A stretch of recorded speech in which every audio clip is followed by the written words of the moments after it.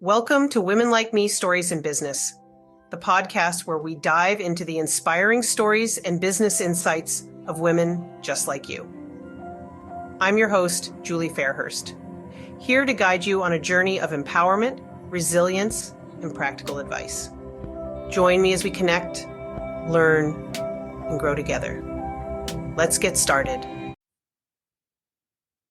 Hello, everyone. Thank you for being with us today. My name is Julie Fairhurst, and I am your host. And you are either listening to the podcast or you're watching on YouTube, which is Women Like Me Stories and Business. Today, we're going to talk to one of our newest authors in a book that is being released November 29th, 2024. Now, I'm saying 2024 just in case, because I don't know when you're watching this, and I don't want you to think, oh, I got to wait until way into November. So November 29th, 2024 is when Shauna's book is going to be released. And it is called When Life Breaks You Open, Moments That Change Everything. And I just love that. And when you read the stories, that's exactly what's happening in there. It's life moments that the women, the authors are going through. And it changes everything for them. So Chana Riley, our newest author, thank you so much for being willing to come here and do this today. And thank you for being willing to write in the book as well. Can you please tell us a little bit about yourself? Yeah, absolutely. Hi, Julie. Thank you for having me here. So I live in Abbotsford, BC, Canada. I'm a local realtor out here. I wanted to share my story because I felt that a lot of women go through miscarriages, and some of them have that support, some of them don't. And I felt that, after reading one of your books that you had published, and there was a chapter in there about a woman that went through miscarriages, and I immediately skipped that chapter. And that's what actually prompted me to decide, you know what, I think I'm going to write about this, because this is something that's obviously a traumatic experience for me that I want to share. And, it was actually ended up being very therapeutic. So I felt that it was just such a great way for me to let go of that grief, or letting go of all that I had in me. So that was the reason why I decided, I'm going to go ahead and write in your book. And so I appreciate you having me. No, of course. And thank you for telling us that. Thank you for being vulnerable, because I didn't know that you had read one of the other books and one of the other women, and you skipped past that chapter. And I appreciate you saying that, because there may be many, many women out there who are skipping things out of fear because they've dealt with that. So thank you for sharing that. Can I ask you, before we sort of jump into everything, what do you hope that your readers are going to take away from your story? Yeah, so what I'm hoping they'll take away from that is that they realize that there is hope. There is that, there is that support out there if they need that support, to reach out to professionals and people that have been through that and know, this professionals that can guide them through the process. So I'm just hoping, that I think that's a big thing. It's just not giving up on themselves, on their dreams of what they want to accomplish, whether it's, having a child, or whether they relate that to other parts of their lives. I just feel that there's so much value there. Yes. Thank you for that. That's perfect. Because I know you wrote in your story that you don't know what your life would have been like had you given up. That's right. Yeah. So I just thank you for that encouragement. So let's just sort of jump into your journey. April 21st, 2010. It was a real pitiful, or not pitiful, I'm sorry, but I can't think of the word I'm trying to use, but it was not the best day for you. Let's put it that way. Okay. So can you take us back and share a bit about, how that day changed your life or affected you and your family, or Yeah, for sure. Yeah, so it was my mom's 70th birthday, and I had family coming in from California, and it was supposed to be a big celebration, and everybody was all excited for that day. And a few days leading up to April 21st, I was having some spotting, and my doctor said, don't worry, that's common. In some cases, there's some spotting. We'll keep an eye on it. But I knew there was something not right. Like I felt like I had the fever, like the symptoms of a flu, like flu-like symptoms. Yeah. And I felt that something just wasn't right. And I think us women, we know our bodies. We know when something's not right. And then, of course, I miscarried, and my husband dropped me off at the hospital, had to drop our son off at my mom's place. And yeah, it was a very traumatic experience because I'd never been through it. And, you always hear about people, other women miscarrying. You never think it's going to be you. You always think it's somebody else that's gone through that, but you never imagine yourself going through that yourself.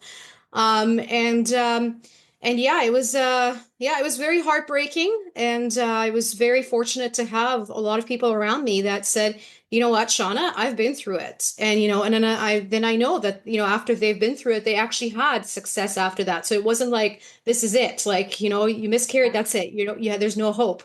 So I Yeah. think it was very encouraging to hear other women come out and say, you know what, I've been through this. Like, I'm here for you. Yes. Yeah. Did you ever blame yourself at all for what happened?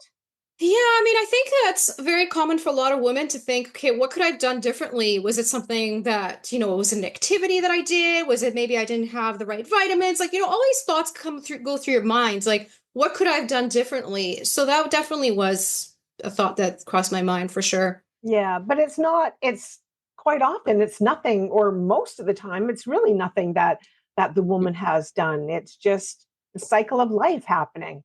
Correct. Yeah, Yeah. absolutely. Aw. Well, Yeah. I know I thought it was so cute when because I know that you went through miscarriages, but then of course your daughter, you got pregnant with your daughter, and I love the part where you said your water broke and your husband had to go to McDonald's. Yeah. Yeah, so the day after, so my water broke on the I think it was so it was on September 1st, and went to the hospital. The doctors obviously sent me back. They said you're not fully dilated. Go back home, try to get some sleep. And then the next day, that's when we went through the drive-through, McDonald's drive-through, because my husband's like, I've been through this before. I know how long it's gonna take. So I Yes. might as well, have something to eat before we go. So here I am, huffing and puffing and doing all my breathing and all that while we're in the McDonald's drive-through. So yeah, it was interesting.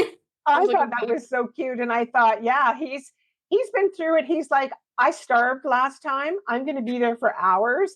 I'm going to get something to eat. Yeah. I thought that was so. Um, your husband must have a good sense of humor. Oh yes, yeah. Yeah, I loved it. Yeah. So one of the things you say in your book as well is that you feel that miscarriage is a taboo topic.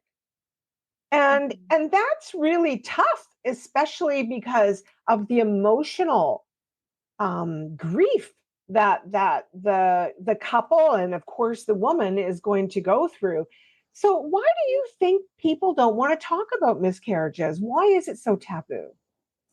Yeah, that's a great question. I think I feel like women feel maybe embarrassed. They don't want other people knowing that they've gone through this, and perhaps, yeah, I think that maybe they just blame themselves a lot of the times, like, like, oh, I must have caused this. And, so I think there's a lot of the guilt there too. And yeah, it's unfortunate the society is that way where women don't feel comfortable talking about it. Mhm. So Yeah, because when we keep things silent or mm, secret, um, we don't allow ourselves to get the love and the comfort that we desperately need from others. for sure. And so what you found, because when I think was it your I wasn't sure if it was your first or second miscarriage, but you decided to reach out, and you actually let all your friends know and family members, and you got a really great response, didn't you? I did, yeah. A friend of mine said, Shauna, if you miscarry 3 times, it was 3 consecutive times, you can go in and it won't cost you anything under our medical service plan to go in and see a specialist. and they'll be able to determine what's going on. But you have to have the three miscarriages within, I think within a 12-month period. So I did have a friend that kind of guided me and said, hey, like, go and see a specialist. Like, don't just, because I think after the first miscarriage, I almost anticipated it was going to happen again. So I mentally prepared myself for that. So the heartbreak wasn't really there like it was like the very first time around. Yeah. The first time around, I was at 9 weeks. The other two miscarriages, I was at 6 weeks. And the expectation was this might not happen. So don't get your hopes up. You have to go through the first trimester before, okay, this is pretty much, it's going to be no issues. But you do have to pass that 12-week stage. So I think for me, it was having that support, that friend saying to me, go see a specialist. And when I did go see a specialist, he's like, okay, yeah, they were able to determine it right away what the issue was. And yeah, I was able to get help and successfully have my daughter after. Yeah. So yeah. Well, and so that that part of your story, I think, is so important for women to hear, because had you just shut off, and dealt with that yourself or with your husband, you might not have got the help and the direction that you needed. And there's, what we so often we feel alone when we're going through grief or traumatic events, but really we have 8 billion people on the earth, and Mhm. everybody's gone through something Mhm. similar Yeah. to what we're going through. And so being able to reach out, and the lovely thing with your friend is that she was just knew what you should do, where you should go. So I mean, excellent advice. Excellent Yeah. advice. Yeah. So what message do you have for women who might be feeling isolated? Maybe they're feeling ashamed about experiencing miscarriage. What advice would you have for them? Yeah, I would say definitely go and seek advice from professionals. Sometimes our friends, we could, depending on who your group of friends are, they might be very encouraging. They might not be, depending Yeah, on their own personal experiences. right. So I say seek professional advice. Go see a counselor, somebody that can help you cope with it. I think that would be my best advice. I mean, fortunately for me, I did have the friends, I did have that support. But that's not always the case for a lot of women. A lot of women don't have that. They don't have that family and friend support. So I'd say definitely seek professional advice. Yeah. And I know that when you had your first miscarriage, and I remember reading in the book that you were, of course, bleeding, Mhm. and you were left sitting in the waiting room. And Yeah. of course, your body's going through trauma, but of course, mentally, you're just sitting there, and this is all happening, and there was no rushing you in. I think you said that a young fellow with a sprained arm or something from playing Mm. ball or something ended up going in ahead of you. So, Yeah. what changes do you think we should see in society, or even in our medical care system, like to help Mhm. women who are going through miscarriages? Yeah, for sure. I mean, that was to me, that was of course, yeah, a traumatic experience. And it's yeah, sitting in a big waiting area with a whole bunch of people and you're bleeding everywhere. And then somebody like you mentioned, like I mentioned in my story, a guy that was playing basketball that sprained his wrist. He got priority over me. So I think that yeah, they should be able to prioritize, based on severity. He could have easily have gone to a medical clinic versus going into ER emergency. Um, but I think it was just that time of the day. That's the reason why it was there. But yeah, it was, once they realized how bad and severe it was, when I said, look, I'm bleeding all over your seat here. Like, at that point, they're like, okay, let's grab a wheelchair and get her out of here.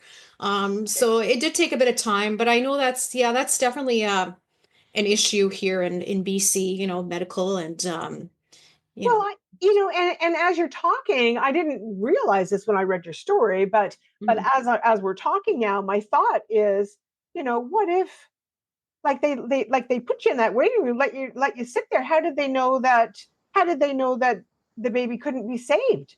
yeah, How did they know they couldn't stop the miscarriage? To me, that would be something like you got to get in there. for sure. Yeah, absolutely. Yeah. Oh, well, I'm Yeah. so sorry that that situation happened to you. Yeah, It's thank you. Yeah. And your husband was the one who spoke up and said hello. Yeah, pretty much. Yeah, That's yeah, good. yeah, That's good. Yes. Yeah. Sometimes yeah. we need to be loud. Yes, Yeah. And 100%. whether we like it or not, unfortunately. So Yeah. you mentioned that you learned resilience and strength through your experiences. So how Mhm. do you think that shapes you? How does that shape you today? Yeah, that's a great question. I would say, I use that resilience, a strength that I've gained from all these life experiences, and use that in my business. Like, as a realtor, we go through a lot of difficult challenges, and being strong and resilient when times are tough, and believing in yourself and not giving up, because that's a big one. Just there's tough times, and sometimes they feel like they last forever, or you feel Yeah. like you're never going to be able to get out of those challenging moments. Yeah. And then all of a sudden something happens and you're like, whoa, like, wow, I did this. And Yes. knowing that every day you just got to make that effort, you got to put that effort in, because the Mhm. results take a while to see. They don't show up right away. It's the same thing with having a child. Sometimes you can go through all these different treatments and try to get pregnant and you're still not having any success. But as long as you're not giving up and you're trying and trying, eventually, there's a good chance you'll get there. So. Yeah. Yeah. Sean, I would love for you to tell your story about because you did, of course, have another child. Your daughter, I think her name's Isabel. Isabella. Isabella. Yeah. Yeah, and but coming from a sales and marketing background myself, Mm. I had to giggle a little bit about your story after you got out of the hospital with her because didn't you have to go to court Yeah. to So I deal with had for a client? That's right. So, Julie, as when you're working with clients and there's a foreclosure, you got to go to court, and that was, that's the way it goes. So I did have to go to court. I think it was a week or so after I had her, and we weren't expect. She was 21 days early, so it was Oh, sorry, 20 days early. So very unexpected. I thought, I could go to court, take care of this client. I've got my sister-in-law's wedding. Like I thought I could do it all. And then surprise, she came 20 days early. So but yeah, no, it's yeah, so I was breastfeeding my daughter in my husband's truck, and then I had to go inside and then, take care of the proceedings, and and then after that go back, and so fortunately my client did get the property, so that was oh, amazing. yay! So it was, yeah, it was it was successful. Well, But it was, it was one of those things where I'm like, oh, am I going to yeah, get another realtor to go out there? I probably could have, but at that moment in time, I was like, I can do this. I got this. yeah, It's just like, an hour in court, yeah, and I go back in the car and breastfeed, and then, and yeah, so no, yeah. it was Well, good. I just had to giggle because what what salespeople sometimes the world doesn't really understand how Mhm. committed you have to be when you're in sales to your client. Yes. And 100%. that's the ultimate commitment, my dear. Yeah, thank you. Yeah.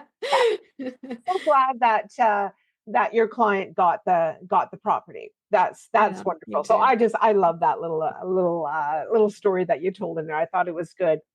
So looking back on the miscarriages that you did go through, do you think there's anything that you would have done differently, or how did you do things differently, miscarriage from miscarriage to, of course, when your daughter was born? Did you do Yeah. things differently at all, or No, I don't think so. I don't think I would do anything differently. yeah, I'm very fortunate that I was able to have her after, and I mean, it was yeah, yeah. If I had to go back in time, I don't think I would do anything differently. There's nothing that I could have done at that time or have known yeah, that my body was attacking the baby after I had my first child, having a baby after that. My yeah, body developed autoimmune disorder, and it's there's no way I would have known that. There's oh, just no way of there was no blood test or anything that they would have tested me for at the time to be able to determine that. So I at that time I just assumed everything was fine, and then after miscarrying, I just I didn't have high hopes at that point, but I kept trying. yeah. Yeah. And so you right, because I remember you saying that you had been sick, and so your body built up this after the pregnancy of your son. Your body built up this anti Yeah, the antibodies. pregnant Yeah. virus, I Yeah. guess. But you did get medication Yeah. to help Totally. counteract that. So I mean, your story, Shauna, is so full of lessons and Mhm. the strength that you showed because um, I have a situation in my family where a family member just said, "No, I'm not going through that again," and gave up. Yeah. Mhm. And that's so sad because that person's going to be childless. Now, maybe everybody has their different strengths, and for some people, they're just stronger than others. But I Mhm. just love how you went and you just said, you know what? No, no, I can Mhm. do this. I'm going to, whatever it takes. And I think when you finally got that diagnosis, that must have been encouraging because that's sort of hope at the end of the tunnel, that light. Absolutely. Yeah, Yeah. absolutely. For sure. Okay, so your story is very empowering. It's extremely empowering. And so, what would you say to someone who's right in the midst of going through what you went through? Yeah. Yeah, I would say, just don't give up and, just keep trying and find a solution. If something's not working, keep making those inquiries, keep finding out what you can do differently and, just don't give up hope. Right. Yeah. Yeah. That's the big one. Don't give up. Yeah. Yeah. So, what tools and resources helped you the most? Oh, that's a great question. I would say, yeah, it was the support from family and friends and doctors. And yeah, I think for me, it's just having that compelling reason not to give up because I wanted to have another child. I wanted my son to have a sibling to grow up with. Yeah. So I was determined no matter what. I was like, I'm gonna find a solution here, Yes. I'm gonna make Yes. this happen. So Yeah. I think that so where did the fear play into that then? Because you had a lot of determination, but you must have had quite a bit of fear. um I don't think I really did actually have too much fear after the first miscarriage. Yeah. I think that because I was mentally prepared for it happening again, I set myself up that way where I wasn't scared so much of it happening again for that reason.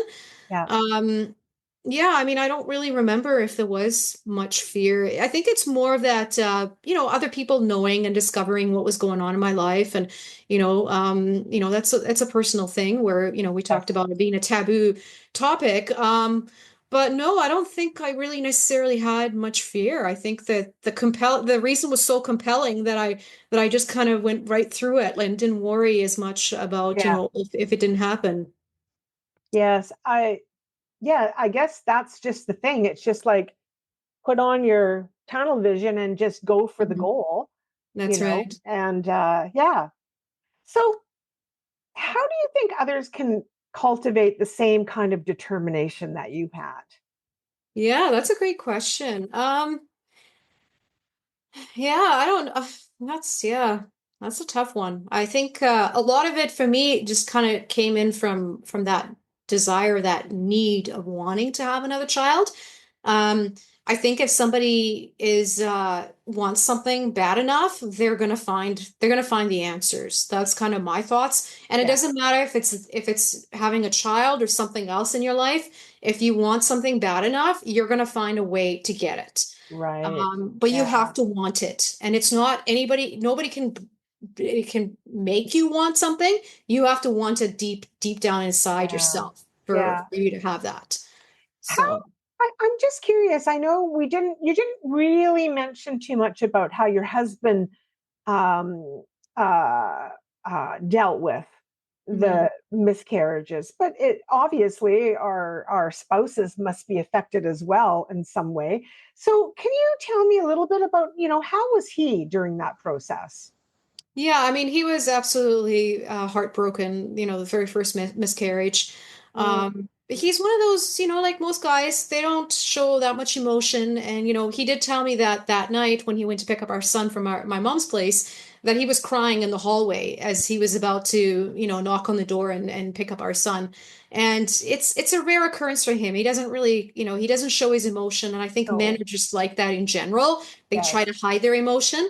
Yeah. And of course, when we found out we were expecting our daughter, you know, after it wasn't until like maybe week 16, so just shortly after the first trimester, where we're like, okay, chances are you're not going to miscarry. I think at that point it was like, thank God, there was that Um, relief and that yes. happiness, that joy. But before that, it was like, well, anything could happen, so Yeah. Yeah. yeah. Oh, well, I appreciate you sharing that little bit about him. And you're right. Men tend to keep that inside. They don't tend to share as much, but of course Yeah. it's going to be affecting them as well, of course. And Yeah. I think that we need to remember men, because they don't always reach out for help, and they don't always share Yeah. how they're feeling, and sometimes they need help as well. So how do you hope your listeners, or what do you hope that your listeners going to take away from your story? Yeah, so I would say just, not obviously, like as I mentioned before, not to give up on your Mhm. dreams, on whatever it is. And it can as I say, it can really relate to any parts of your life that you wanting to accomplish something, and just don't give up and find a solution, find a way. Because to me, it's almost like if somebody else has done it before, I can do it. I just have to find that person that can help me and guide Yes. me to that goal Yes. I want to Yeah. accomplish, right? So I think that's what I really want readers to take away from it, and not to be afraid, not to feel ashamed. Just Mhm. go and ask for that help. If Yeah. you find that one person isn't very supportive, your mom or somebody that's close to you that you're expecting that from, go seek professional help outside of that. Maybe not from your sphere if you're not Right. getting that support from them. That is excellent advice. Absolutely excellent advice, because sometimes the people around us are Mhm. too emotionally connected, Yes. and it's nice to be able to reach out to that person who's not as, they're looking at it through a different lens. And I think that that's great advice. So let's say that someone's listening right now and they're feeling broken and they're unsure of their future. What would you want to say to that person? You're sitting there, they're across from you on the couch. What are you going to say? Yeah. I would say, that, we all go through tough times in our lives, whatever it is that they're going through. It will get better. Things will improve and things will get better. You just have to believe it and you have to want it bad enough to make Yeah, it happen. yeah, Because we all go through our life cycles where there's certain things in our lives where we think like, oh, it's like the end of the world, and it's not. It's just things will get better. Moments of grief and going through heartbreak of losing a child, or whether it's a parent or a sibling, whatever it is you're going through, you're gonna get through it. yeah, You'll get over to the other side. You just can't give up on yourself. yeah. I love that. You're going to get over onto the other side. And I think that's, in other ways with life in general, we Yeah, all we all have things happening. It doesn't matter how smooth it's going. Eventually something's going to erupt, and it'll be either a little eruption or it'll be a big volcano. But yeah, there is always, and I've learned that from my life, there is always something coming. There's yeah, always, you might not never get completely over it, but there's more life to live. Yeah. absolutely. Yeah. Well, Shauna, I just really thank you so much for being so vulnerable, because as you said, it is, when we talked about your story, you said, this is what I want to do. It shouldn't be so taboo to talk about. And I want to let women know that it's nothing to be ashamed of. It's nothing to fear. It's nothing. It shouldn't be taboo. And I think from your story, people are going to get a lot of encouragement. So I thank you so much for doing that. I really appreciate it. Yeah, thank you so much as well. Yeah, I'm happy to have been able to contribute. And like I said, I'm hoping that somebody will take something away from that in their personal life. And, whether it's having a child or in their career or anything else that's going on in their lives. and take something away from that for sure. Yes. Yeah. Oh, thank you. So, okay, everybody, remember the book is called When Life Breaks You Open. It's the moments that change everything. So that book is going to be available November 29th, 2024. So if you're watching this video or listening to the podcast after that time, just know that book is out there, available on Amazon. And so please do support Shauna and all our other readers by purchasing a book. Now, if you want to reach out to Shauna in any way, if you want to reach out to her to discuss anything about her story, or you looking for some real estate services or anything at all, she's a lovely person to chat with and very encouraging. We are going to have in the detailed sections of the podcast as well as the video, we're going to have all sorts of ways that you can reach out to Shauna and either get some advice or well, you could get life advice or real estate advice, either one. So she's out there and she is available to help. So once again, Shauna, thank you so much. And thank you everybody for watching. And hopefully we'll see you all again soon. Bye-bye. Thanks, Julie. Thank you for joining us on Women Like Me. I hope today's episode inspired you and brought new perspectives to your journey. If you enjoyed this episode, please subscribe, share, and leave a review. It helps us reach more amazing women like you. Remember, your story matters, and together, we're stronger. Until next time, stay empowered and keep shining.